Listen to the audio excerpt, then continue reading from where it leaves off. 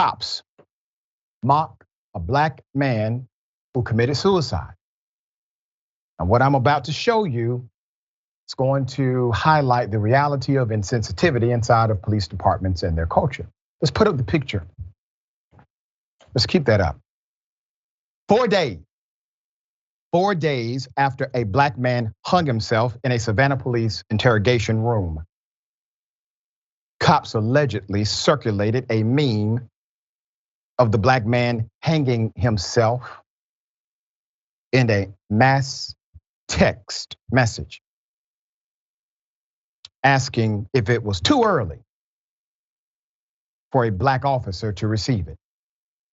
William Zachary Harvey's family and their attorneys have now filed a $12 million wrongful death lawsuit against Savannah and against 3 of his former officers following this tragic death.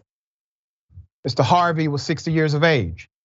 He was arrested April 2021 after he unintentionally cut another man's hand with a knife, the lawsuit details. Harvey and another man got into an altercation, and a third man told police he fell into a knife Harvey was holding while trying to break up the fight. It was an accident. Savannah police detective Silver Luschner said Harvey was emotional. He was mumbling as he explained what happened in an interview room at the agency's headquarters, April 2nd, once again, 2021. It was all captured on the body-worn camera. He told the detective that he was paranoid schizophrenic, really depressed, had anxiety. These are all mental health conditions that should have been taken seriously. Harvey said he was on medication for depression and he was crying during the interview. Once again, he's there for a mistake. He was distraught over the arrest, worried that his mother and probation officer would be disappointed, according to the lawsuit's description of the footage. Harvey, who has said he's not a violent person, told the detective he'd rather die than go to jail. And police would have to kill him before he would go back. He told the detective that he stabbed the man who was intoxicated in self-defense, the lawsuit says. Another officer, Matthew White, reported that Harvey was emotional and upset during the interview, during which he reportedly cried, "I can't go back to jail," Harvey said. There's more. Luschner reportedly also observed the handcuffed man bang his head on the table in the interview room. The detective believed that Harvey's self-defense argument could actually be valid. That's when attorneys for Harvey's family said Luschner left the room to speak to his supervisor, leaving the suicidal man to die. According to the lawsuit, Harvey was left in the interview room unmonitored for 20 minutes in the early morning of April 3rd when he tied his shoestring around his neck. An autopsy report ruled the man's death a suicide. He also had cocaine and Zoloft, an antidepressant, in his system. His family's attorneys argue police failed to protect or safeguard Mr. Harvey. Despite being aware of his suicidal ideation and mental state, officers left him unattended in the room without cameras. The city of Savannah showed deliberate indifference to Mr. Harvey's medical and mental health, according to Harold Spence, who is the attorney.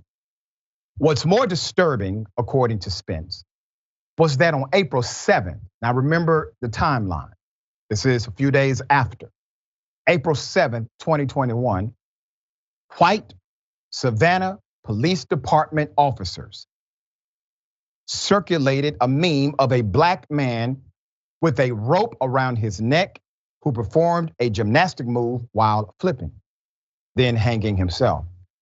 "Is this too early to send this to Green?" wrote Officer David Curtis in a group chat. The police department also fired Detective Luschner, his supervisor, and Officer White, who also observed Mr. Harvey's state before leaving him in the room unsupervised to die. then police chief Roy M. Minter said in a June 15, 2022 press conference that in his 35 years of law enforcement, he had never seen a person left unmonitored while in custody. He said the department already had implemented changes to ensure policies will be followed in the future from the chief all the way down to the corporal sergeant positions. However, he said he did not think any of these officers had any malicious intent in what they did. I'm going to bring you a policy dynamic right front and center. You see, right now, the law requires that an officer who kills or severely injures somebody, that they have intent to do so. It's called mens rea. If you do it or if I do it, we don't need intent. We just need to be so grossly negligent that we knew or should have known it may lead to the injury or death of another human being. That is our standard. The officers, police, the cops, they have a different standard than you and I. The George Floyd Policing and Accountability Act sought to eradicate that difference so that officers could also be prosecuted under the same theory of law rather than the difference that exists today. All right, Sharon, thoughts here. There's a strong history of lynchings in Georgia, as you know. Our audience knows, Savannah in particular. And I think that history is connected to Mr. Harvey's untimely death and the lack of caring about him as a human being. It really is. Is it too soon? It's too late for that entire department and the culture within it.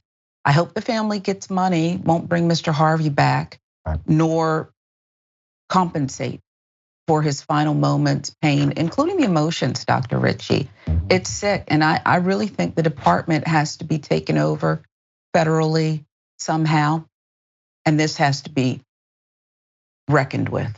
Yeah, quickly, and that's why we need a federal government who is responsive to departments that show themselves to be antithetical to humanity.